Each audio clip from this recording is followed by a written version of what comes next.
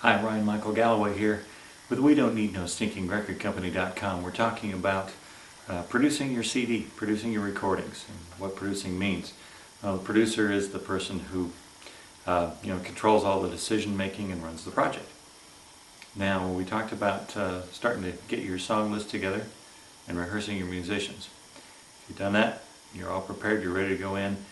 My objective for that is so that we don't waste time doing a lot of the basic creativity in the studio, because it slows us down and costs money. We should know pretty much what we're going to walk in there and do. Now, we might add embellishments later, and that's okay. We might add layers to the project, and that's okay too. But let's go in and let's plan if we're really trying to production line it, really trying to save money, let's plan to do the same basic tracks, or at least to get the drums and say bass down at the same time. Let's go in and shoot for getting the foundation of all of our songs together at the same time. Why would we want to do that? Well, I'll tell you why. The drums are really difficult to record properly. Drums have got a lot of things on them that rattle. They've got a lot of things on them to tune. You can literally tune the drums to the song if you want to, and you're looking for certain snare sounds, and you're looking for certain cymbal sounds, and all kinds of things that you'd like to manipulate. The bass drum is another big one to pay attention to. Well, once you've got it, or got it close, and maybe it'll just take a little tweaking from song to song to song, you go through in production line, get all the drums down, and that might take several days.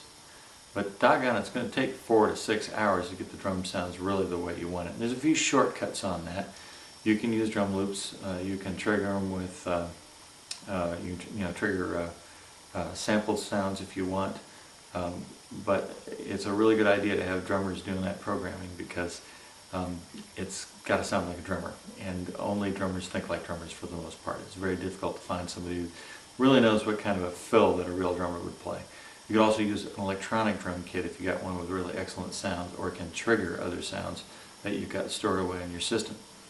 So those are some ways to get maybe close to really good live sounds without having to spend a ton of time doing it. But if you want the best, you take the time, you take the 4 or 5 or 6 hours or whatever it takes to get those drums sounding the way you want, and then record. Song in the project number 1, number 2, number 3, go through. And how do you do that? Well, you generally have somebody playing a scratch instrument like a guitar or a piano that becomes, or keyboard of some kind, that becomes kind of the reference for the song, right? So where are we? Oh, okay, got it. And you got also that person singing a scratch vocal. That is a vocal, again, that's just a reference as to where we are in the song. Then everyone can kind of stay pegged as to oh yeah, we're in the second verse, or we're in the first verse, or whatever. Now that person needs to sit away, preferably in a completely different room from the drums and the bass player. And even the drum and the bass player may be separated in different rooms as well, because you want those things isolated. Well, so you got your drummer plugged in, and mic'd up, and you got your bass player plugged in, and you got somebody playing scratch guitar and singing vocal. That guitar and vocal does not have to be particularly tight, but the drums do. And if you're going to keep the bass track, the bass does need to be as well.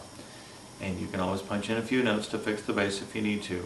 But the point is to get the foundation, get the rhythm section down, and something that tells you where you are in the song, so that when you come back the next day or 3 or 5 days later, you go, okay, I know where the second verse is, I know where we decided the first verse was going to start, I know what the intro is, when it's over with, because the vocal comes in, and those kinds of things.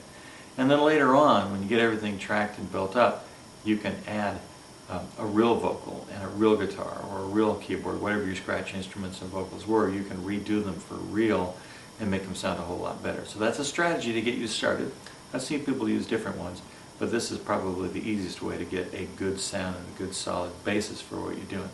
I'm Ryan Michael Galloway, and We Don't Need No Stinking Record Company.com.